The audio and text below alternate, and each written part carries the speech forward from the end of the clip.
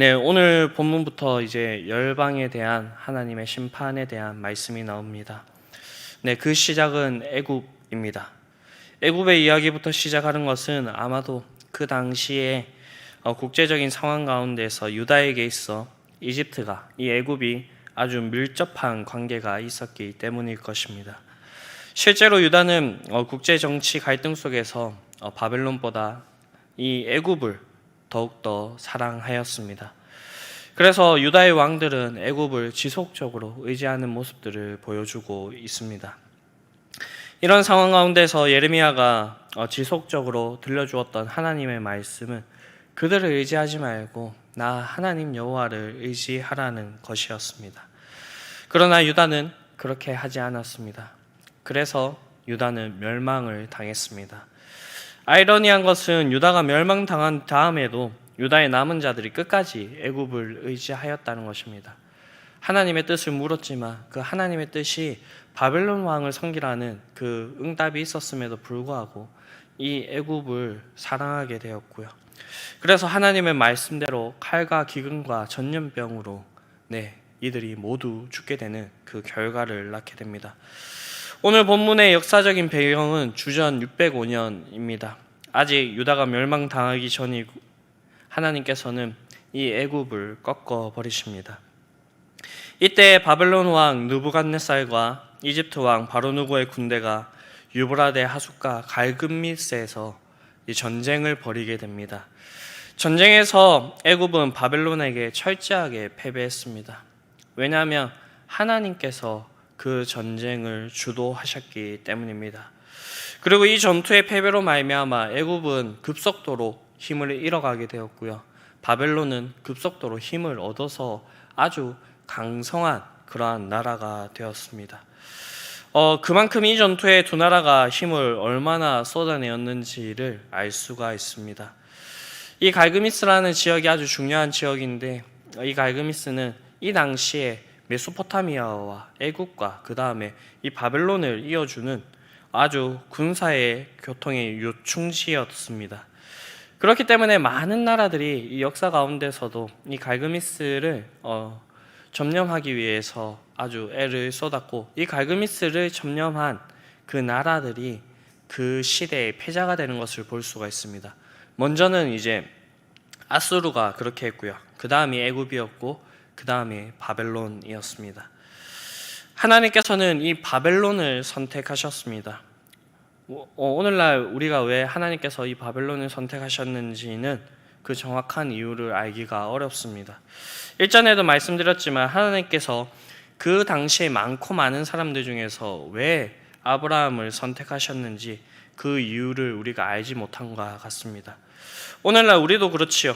하나님께서 많고 많은 사람들 중에서 왜 나를 선택하여서 불러주셨고 우리에게 하나님의 그 백성으로 자녀로 살아가게 하시는지 왜 우리를 선택하셨는지 그 이유에 대해서 명확하게 알 수가 없습니다.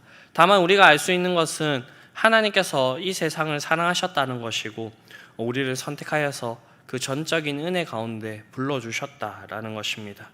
이런 선택과 은혜에 대해서 우리가 관여할 수 있는 것이 아무것도 없습니다. 그러나 이런 은혜 이후에 하나님께 대한 우리의 태도가 얼마나 중요한지에 대해서는 성경이 누누이 얘기를 하고 있습니다. 그 대표적인 것이 믿음의 조상인 아브라함입니다.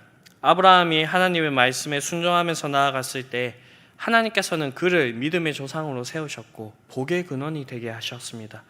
그리고 하나님께서 그와 한 모든 약속들을 이루어 주시는 것을 볼 수가 있습니다.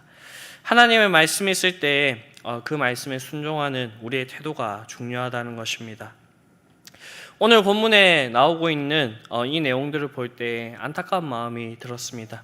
왜냐하면 하나님께서 자신의 백성 유다를 놓아두고 다른 민족을 사용하셔서 이 열방을 심판하는 일을 진행할 수밖에 없었기 때문입니다. 하나님께서 자신의 백성들을 선택하시고 그들을 통해서 하나님의 나라가 무엇인지, 하나님의 통치가 무엇인지, 그리고 하나님을 의지하고 살아가는 그 백성들에게 하나님께서 어떠한 복을 주시는지를 보여주기 원하셨을 것입니다. 그러나 이 어리석은 이스라엘 백성들은 하나님의 말씀에 청종하지 않음으로써 오히려 하나님의 징계를 받게 되고 하나님께서 이방인들을 들어서 자신의 도구로 삼아 하나님의 뜻을 이루게 되는 그러한 모습을 보여주고 있습니다. 하나님께서는 바벨론을 선택하셔서 열방을 심판하는 도구로 사용하셨습니다. 네, 그것을 잘 보여주는 것이 이방인의 군대인데 주 만군의 여호와라는 이 군대의 형식의 이름을 사용하고 있다는 것입니다. 그렇기 때문에 3절에서 6절에 이어지는 이 전투는 이집트와 북방에 있는 이 바벨론 간의 전투인 것이 아니라 애국과 하나님과 하는 이 전투가 되는 것입니다. 즉, 이 말은 하나님께서 벌이시는 성전이라는 것입니다. 그렇기 때문에 이들에게 주어진 이 예언이 실제 역사 가운데 이루어지게 됩니다.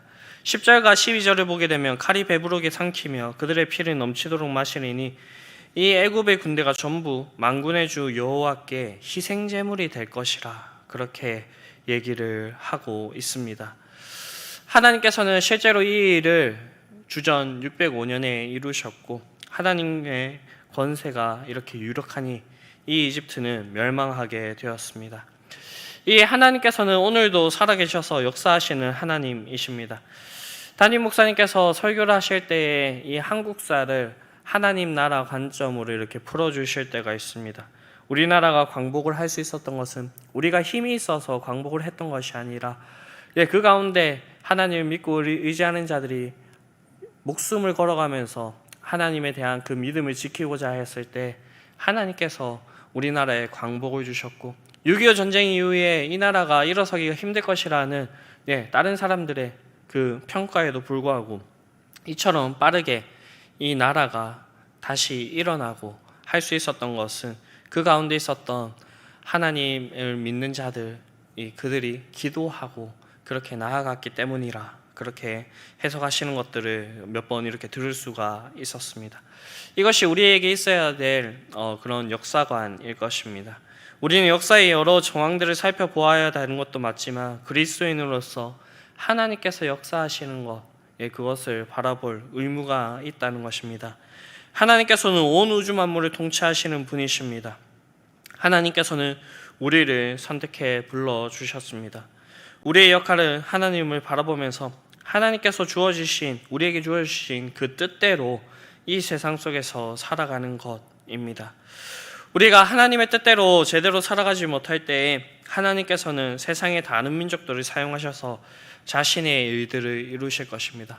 이 민족들조차도 하나님의 말씀을 듣지 않는다고 할 때에는 예수님께서 말씀하신 것처럼 돌들로도 하나님 앞으로 소리를 지르게 그렇게 하실 것입니다. 예레미야가 이 열방에 대한 이 신탁을 받을 수 있었던 그 이유는 예레미야가 처음 하나님께 소명을 받던 때 그 근거가 있습니다.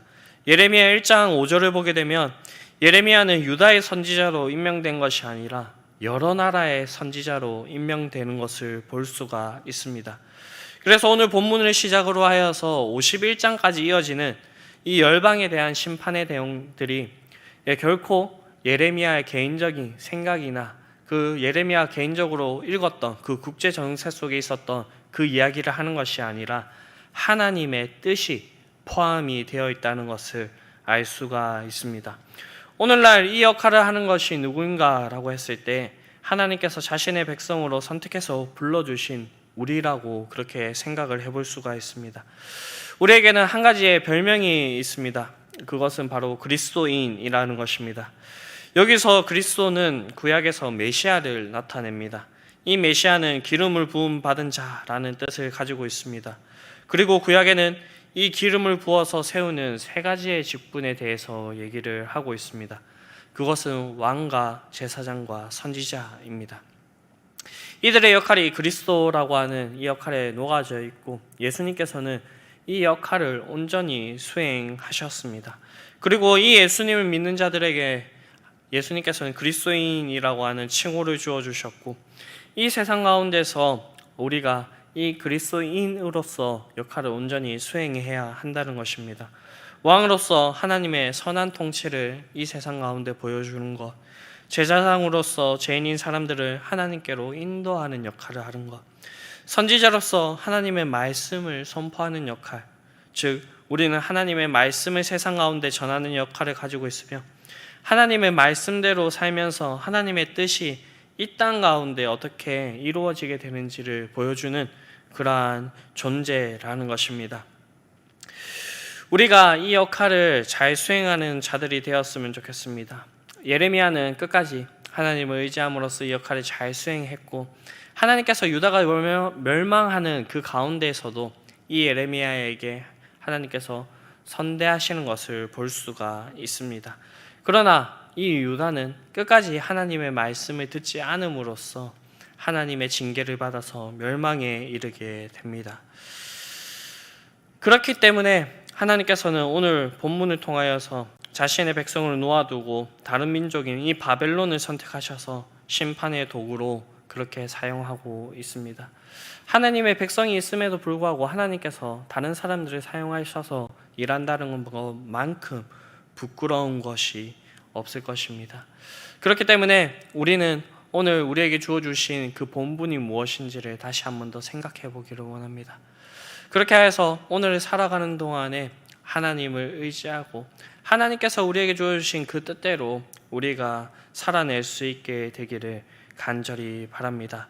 네, 그렇게 하기 위해서는 먼저는 하나님의 말씀을 들어야 하고 이 말씀에 우리의 뜻을 굽힐 수 있는 그러한 일들이 있어야 될 것입니다. 그것이 바로 저희가 이번 주일에 들었던 바른 기도의 내용일 것입니다. 하나님께 뜻을 구하고 그 뜻에 우리의 그 생각과 그 모든 뜻들을 내려놓고 하나님의 뜻을 따라서 따라가는 것입니다. 이러한 은혜와 복이 저와 여러분들에게 풍성히 있기를 간절히 바랍니다. 주기도문 하시겠습니다. 하늘에 계신 우리 아버지, 아버지의 이름을 거룩하게 하시며 아버지의 나라가 오게 하시며 아버지의 뜻이 하늘에서와 같이 땅에서도 이루어지게 하소서. 오늘 우리에게 일용할 양식을 주시고 우리가 우리에게 잘못한 사람을 용서하여 준 것 같이 우리 죄를 용서하여 주시고 우리를 시험에 빠지지 않게 하시고 악에서 구하소서. 나라와 권능과 영광이 영원히 아버지의 것입니다. 아멘.